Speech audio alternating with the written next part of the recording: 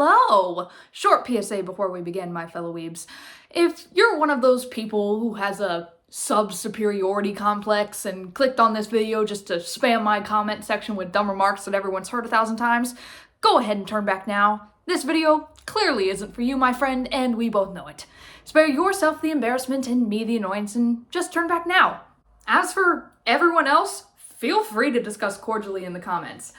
As I've said many times before, and as many other people have said many times before, it is perfectly okay to prefer sub, it's perfectly okay to prefer dub, or la gasp, you could even watch both. So yeah, as long as we stay friendly and respectful about it, please feel free to discuss in the comments. I would love to see your own personal picks. So, go at it. Alright, now on with the video. I started watching anime about 10 years ago, and ever since I began, my preference has always leaned a little more towards watching dub over sub. That's not to say that I can't watch subbed anime and don't enjoy it, far from it. I thankfully don't have any physical ailments that prevent me from reading subtitles properly, and I've always been a fast reader. In fact, I probably watch more sub shows now than I ever have before, since it was only last year that I really began watching series as they came out weekly and before their simuldubs could be released. You know, because I've become an impatient bitch and I just can't wait until the whole season's out anymore. Even still, dub has always been my viewing preference. There's no one reason for it, really. I'm sure it majorly has to do with English being, you know, my native language. Every language has their own little nuances and dialects and tones that can be completely lost on a non-native speaker. And while I know a few words and phrases, I'm not that crazy of an otaku to claim that I know Japanese, especially not enough to detect those little things. When I am watching a dub, I can better pick up the smaller changes in a character's tone and better appreciate the tiny additions made to their dialect and vernacular that a native Japanese speaker could enjoy in, you know, the original audio version. And because I have a better understanding of the dialogue because of these little changes, it better enriches my enjoyment of the characters and the story. That's not to say that I couldn't understand or enjoy these things in the original Japanese version. I do. However, I feel like there's always going to be that wall there unless I, you know, become fluent in Japanese. There's also the common reason of not having to have my eyes glued to the screen to read subtitles in order to understand the story properly. Now, when I decide to watch a show in dub or sub, I am going to watch the show. If I am sitting down to watch something for the first time, I do not plan on doing anything else but sitting there and absorbing the story with my full attention. However, in the event that I do have to get up or look at my phone for whatever reason, it's nice to be able to do that without having to rewind or pause so I don't miss anything. With all that being said, there's never been a dub that I've actively hated. There are some dubs that are leagues better than others, sure, but I'm someone who likes to dwell on the positive, so as long as there's one or two good performances and there was a clear effort put in, I try not to bash anything too hard. Also, there's the fact that the English dubbing industry has boomed over the past decades to the point where finding a really bad localization is honestly really rare. Nowadays, almost every dub has brilliantly adapted scripts, amazing sound engineers, these diverse ensemble casts that just click seamlessly, and of course, dub actors who put their all into what is for some of them, some of the most defining roles of their careers. This video is me highlighting my favorite English dub performances of all time. Some of these are highly praised by the anime community in general, and some of these are just personal faves that probably a lot of you didn't even bat an eye at. I did give myself the tiny limitation that I can only choose one performance per show, so that way I didn't have, you know, the entire cast of Fullmetal Alchemist or My Hero Academia on here. I've managed to narrow it down to 10 male performances and 10 female performances. And for clarification, I am referring to the gender identity of the actors themselves and not the characters. I'm pretty sure all of the actors on this list are cisgendered, but if they are not, I do not mean their categorization out of any disrespect. Also, keep in mind, I have not seen every anime that's ever been made, and even out of all the shows that I've seen, I haven't even watched all of them dubbed. So I'm pretty sure I'm leaving out some amazing dubs and amazing performances out here, but these are just really my personal faves that just stuck out to me for one reason or another. These are in no particular ranking, so let's just get into it. Ever heard this story? Huh? There once was a tiger-striped cat. This cat died 1,000,000 deaths, revived and lived 1,000,000 lives, and he was owned by various people who he didn't really care for. The cat wasn't afraid to die. Steve Blum as Spike Spiegel from Cowboy Bebop. Might as well start off with kind of an obvious one. In case you've been living under a rock, Steve Blum's performance, as well as the Cowboy Bebop dub in general, are widely considered to be one of the best, if not the best, by the entire anime community. And while some people might call them overrated, I believe the praise is more than warranted. I mean, have you ever heard of someone who watched Cowboy Bebop in the original Japanese? Or at least watched the sub first? 'Cause I sure haven't. Spike is an already brilliantly written character as it is, and it's characters like him that make just as brilliant performances almost a given. Blum's portrayal just heightens all of his charisma, sass, sincerity, and intensity to a full 100. One second you're having fun with his confidence and snarky comments, and the next you're intimidated and shaken by his ruthlessness and indifference.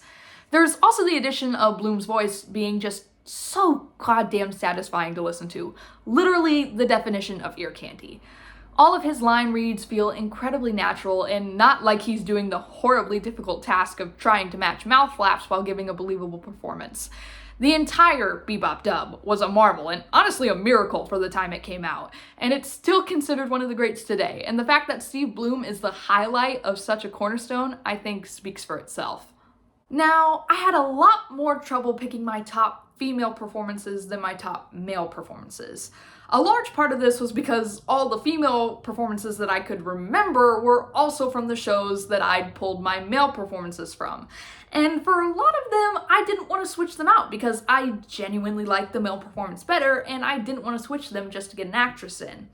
Another big part, in my opinion, is because, well, there are far less female anime characters than male that are well written enough to garner truly praiseworthy performances, especially in the protagonist's role.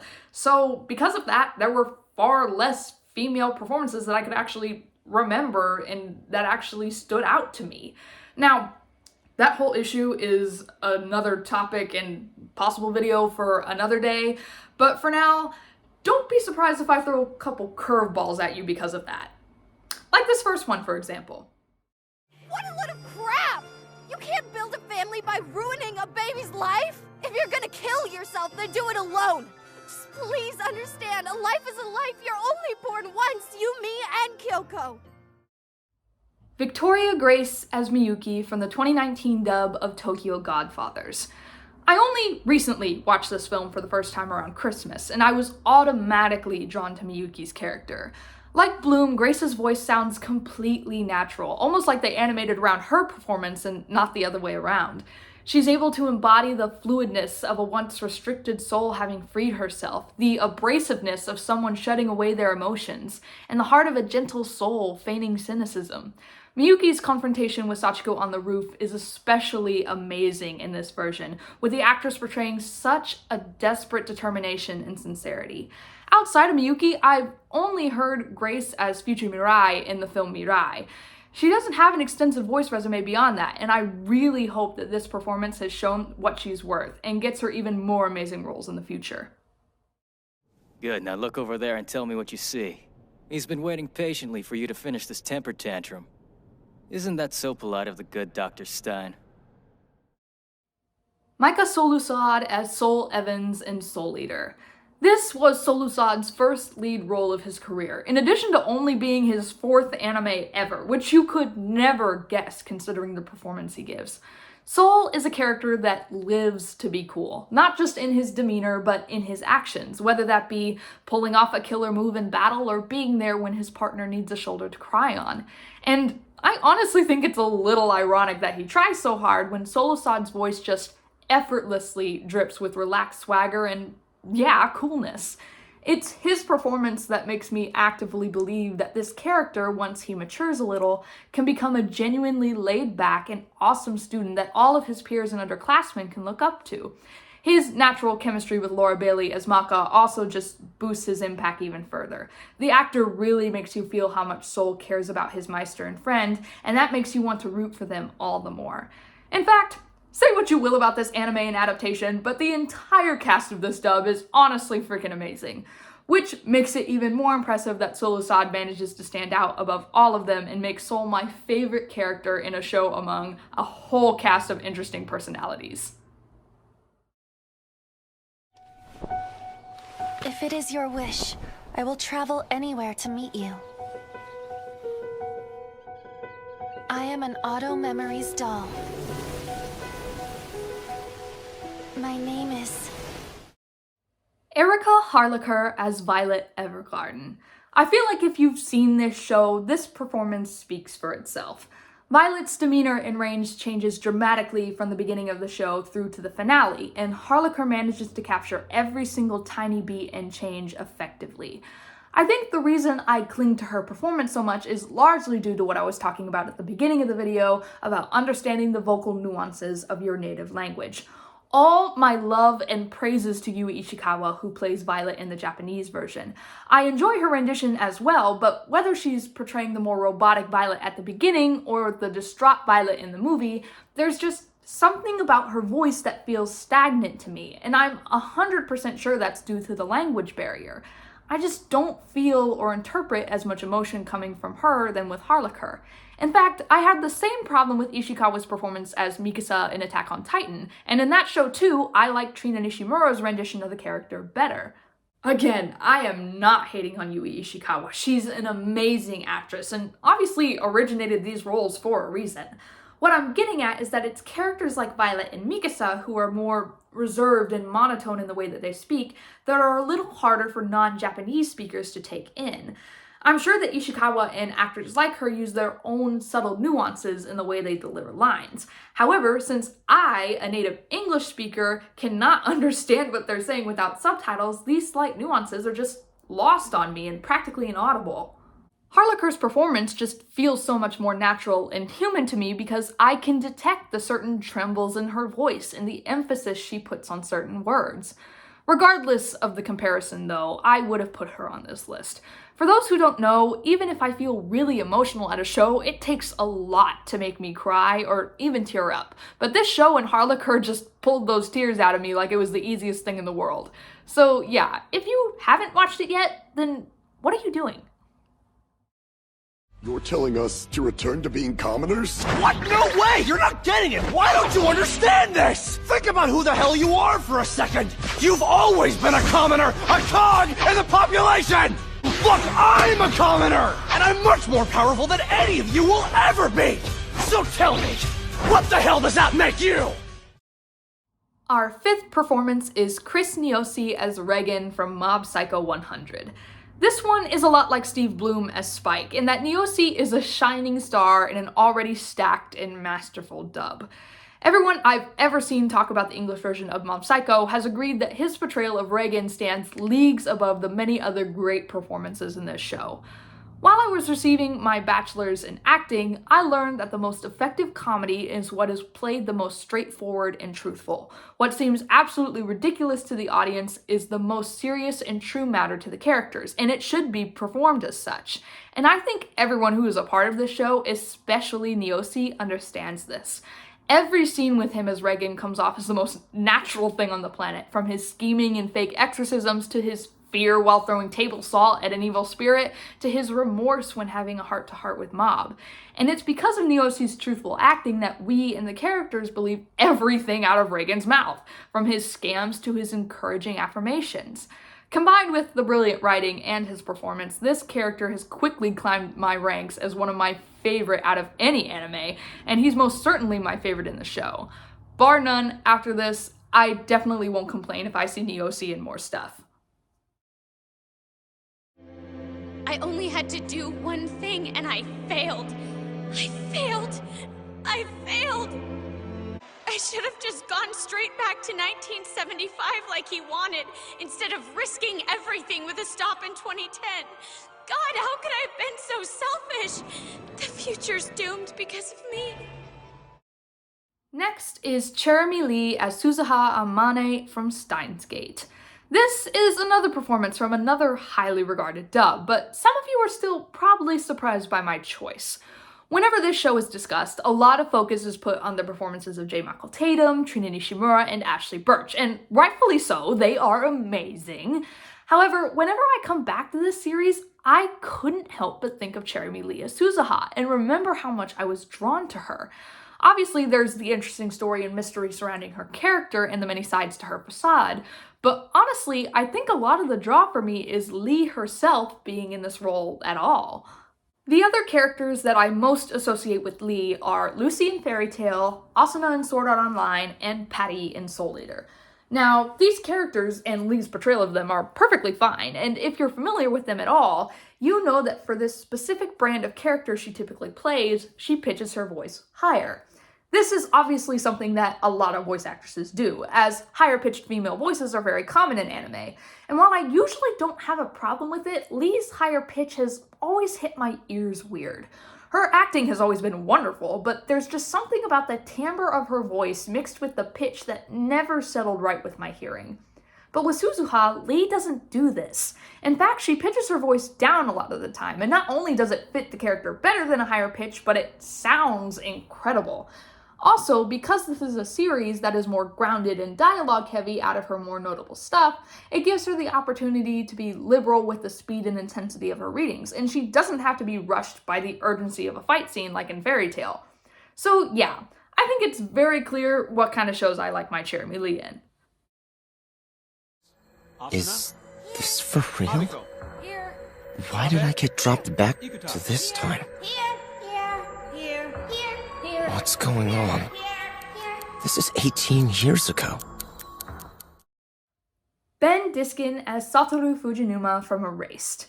While this series is still a very highly regarded show in the anime community, the hype for it has definitely gone down since its release, and I definitely don't see many people, if at all, talk about the dub, which is a huge shame because the dub is, surprise surprise, very well done. And Ben Diskin gives his absolute all in leading the charge. It's actually funny because when I first watched this dub, I had no clue who he was, but upon some handy-dandy internet research, found out that he was #1 in Codename Kids Next Door. You know, my literal childhood. After the initial shock, though, when I really thought about it, the transition kind of makes sense.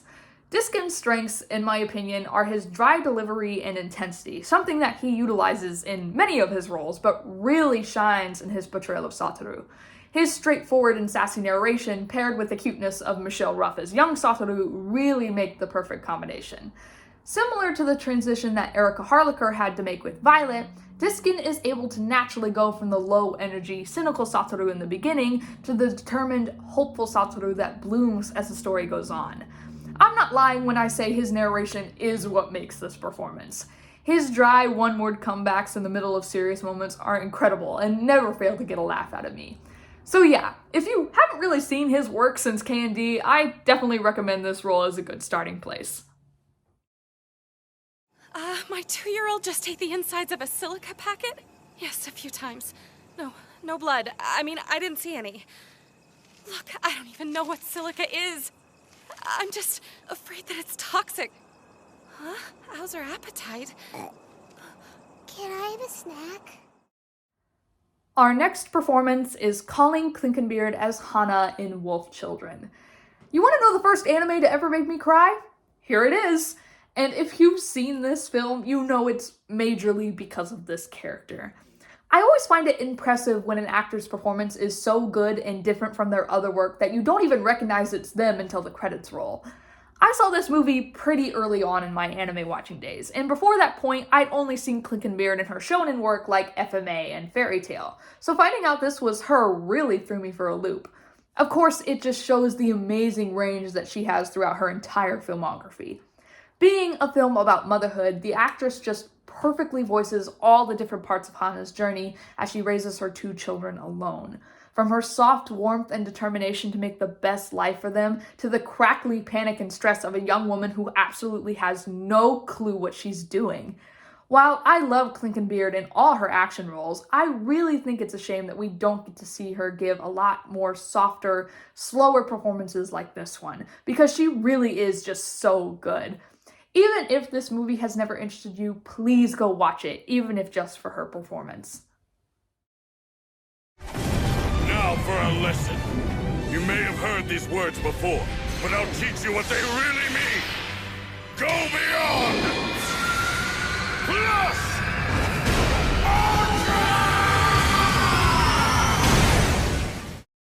My God, do you know how hard it was to narrow down my picks for this goddamn show? It was tough, but after many hours of tough internal deliberation, I chose the one that simply could not be swept aside. Chris Sabat as All Might from My Hero Academia. Like, come on! The man has won awards for this performance. It's one of the most recognizable portrayals in modern anime, and I'll be damned if people think it isn't more than deserved. Vegeta may have been what brought Sabat anime stardom, but to me, this is his career-defining role, his magnum opus. I've always found characters that require a duality to their performance really interesting, and Sabat takes the extreme emotional and physical demands of playing Toshinori seemingly without breaking a sweat, though I'm sure it requires much sweat. Within the same scene, he can switch multiple times between what is practically his normal speaking voice to Major Armstrong sans mustache.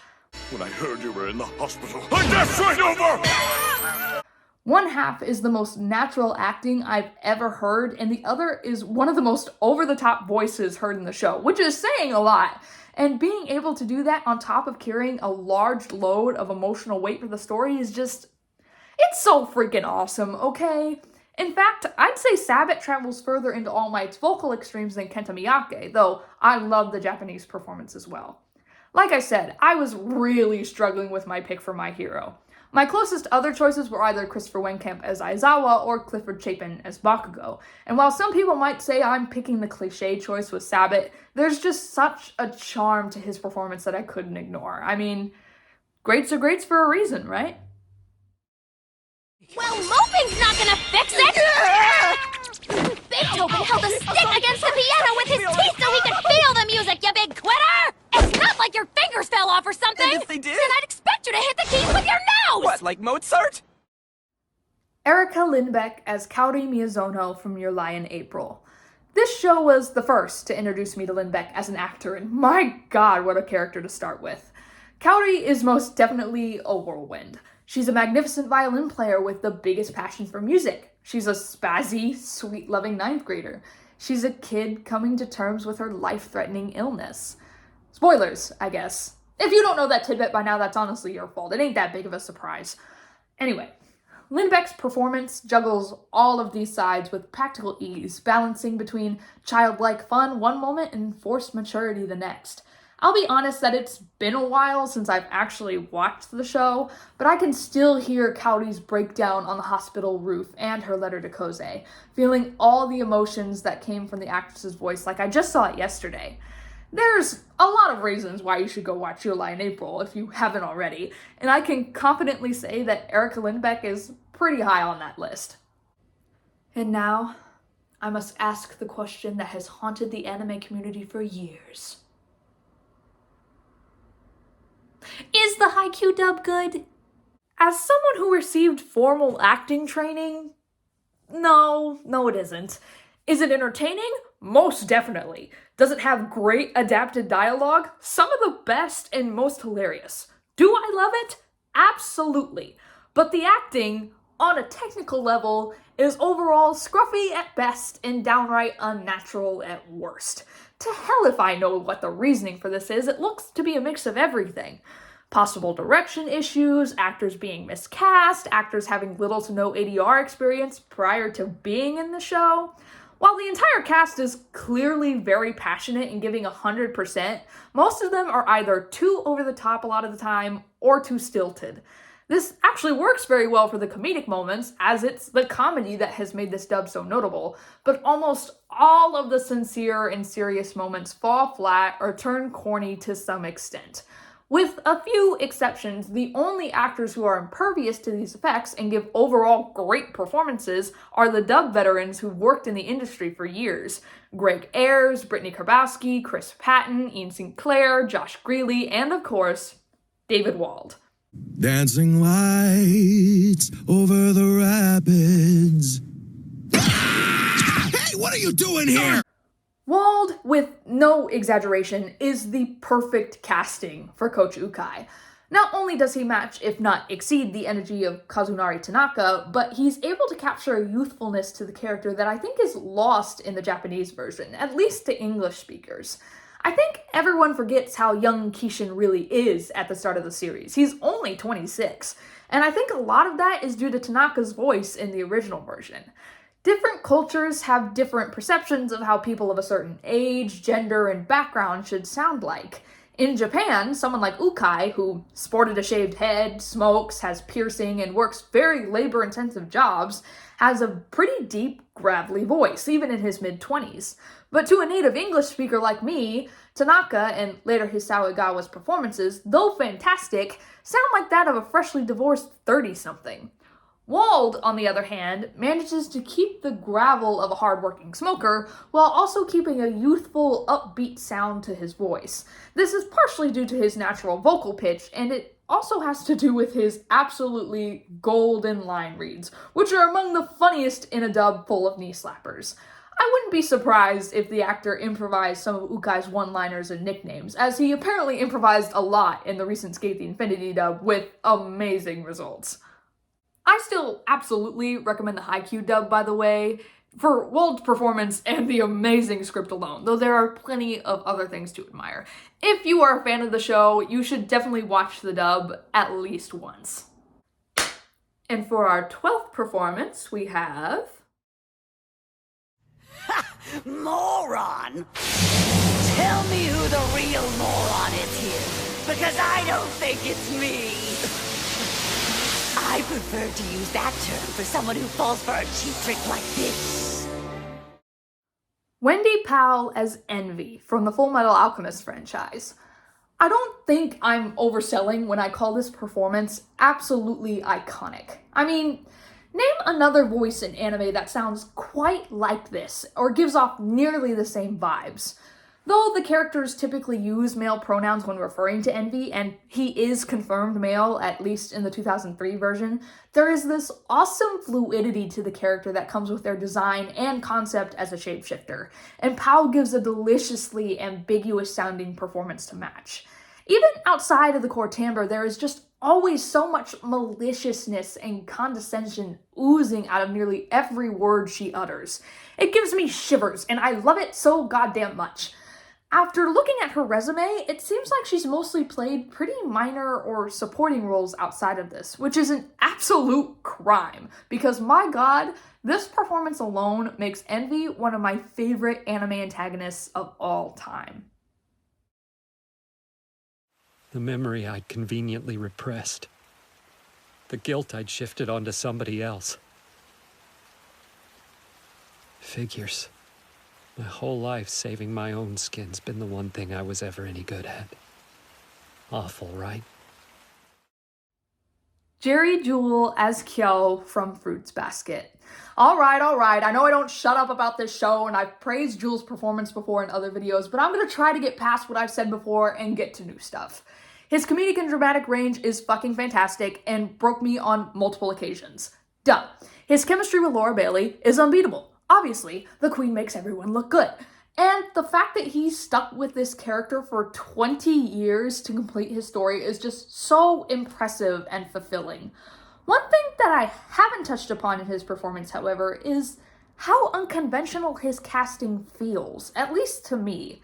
I mean, looking at a picture of Kyo from either the 2001 or 2019 version, you don't really expect a higher toned voice like Jewel's to come out. You would expect a deeper, more traditionally attractive voice like, you know, Yumo Uchida. Still, even though Uchida and Jewel's voices are widely different, they both portray Kyo beautifully and bring their own unique strengths to him. I've always liked instances like that, where the sub and dub actors sound nothing alike but fit the character perfectly regardless for completely separate reasons. Nishinoya from Haikyuu and Armin from Attack on Titan are a few other examples. Still, this shows that Jewell got the role purely through his interpretation and skill, which more than comes through in his performance. In one of my top 5 favorite dubs of all time, it definitely holds the highest place in my heart.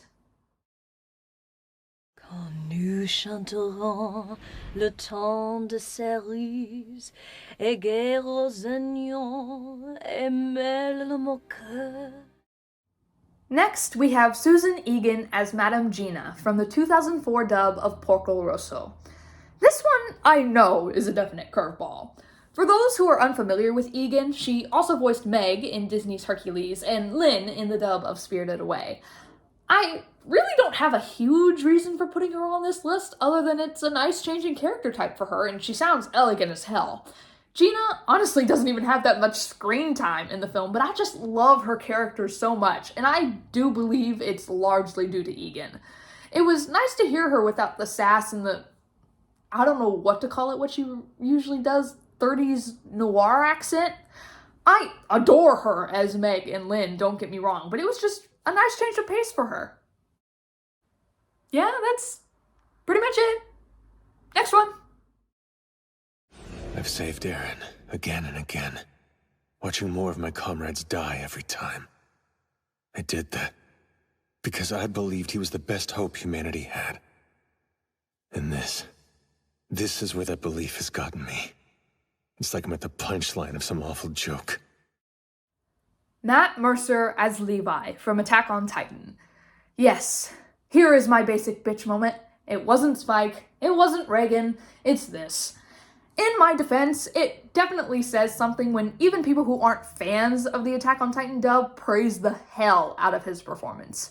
I was honestly really torn between Mercer and J. Michael Tatum as Erwin, who has been barely avoiding this list the entire video now that I think about it.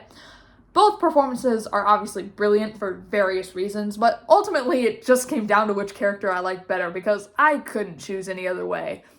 I think it's really interesting because the relationship between Mercer and Hiroshi Kamiya's performances is very similar to that of Trina Nishimura and Yui Ishikawa as Mikasa that I mentioned earlier. Though I managed to get so much more emotion from Kamiya than Ishikawa. Again, no hate, I'm just saying. Anyway, because of the aforementioned language barrier, I get such a wider feel for Levi from Mercer's version. His sarcasm and comebacks especially come across much easier in English, and his gentler moments carry more softness than in the Japanese version. Also, while I do thoroughly enjoy the Attack on Titan dub, I'm not gonna lie and say it doesn't get carried away with the melodrama of the story every so often. There are only a few select actors out of the main cast that haven't gone over the top at one point or another, and I've never gotten that feeling from Mercer once. It's because of all that I am so excited to see the No Regrets OVAs get dubbed soon. I can't wait to see how he tackles it. The actor's a legend, the character's a legend, and there's not much more to say beyond that.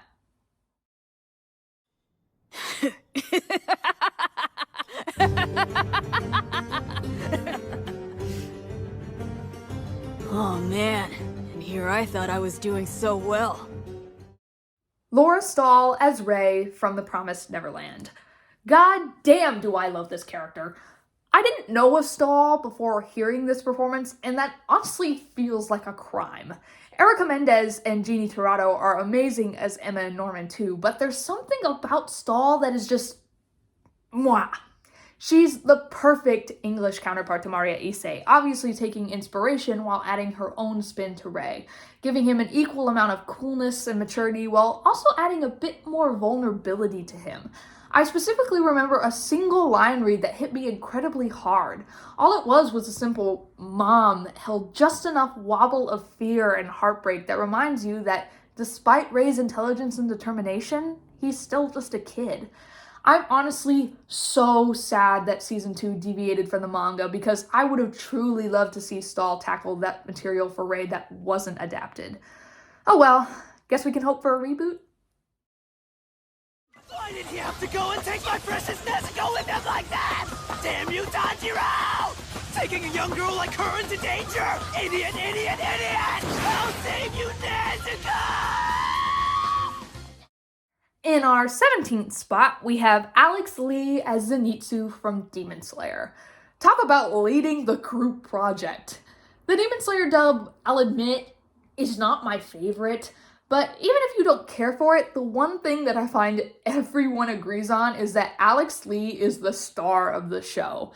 It's already rough to play a character that people either love or hate and to follow the great Hiroshi Mono. But the real reason I have the greatest respect for Lee is having to endure all of that torture and just scream so well.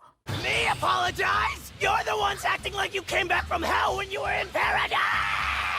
Shut up, you goody-goody time-for-it! Listen to what I have to say! I could watch compilations for days.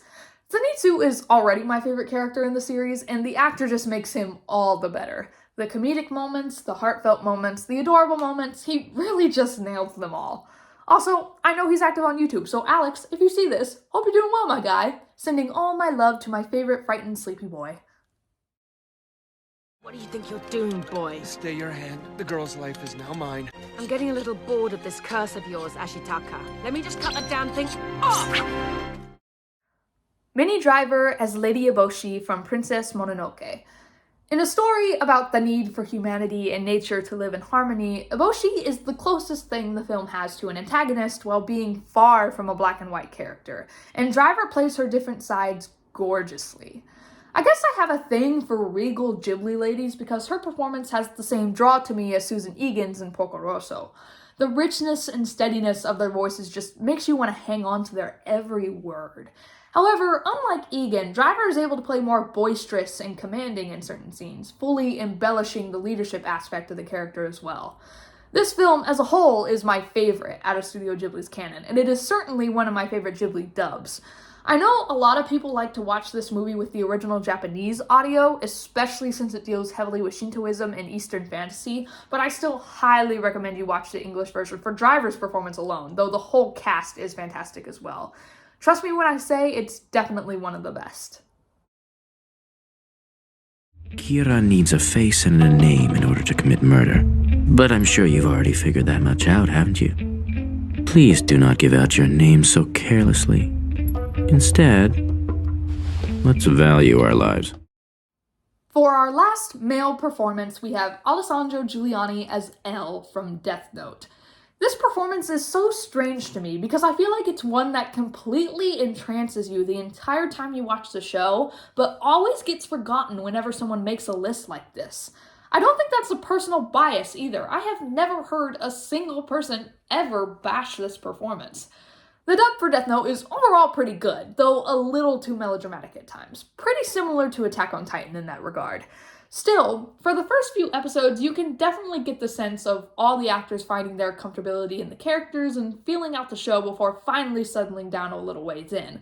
A lot of dubs, especially from the early to mid-2000s, are like this. The only actors that completely hit all of their marks right off the bat and never miss a single beat are Brian Drummond as Ryuk, who was a runner-up for this list, by the way, and Alessandro Giuliani.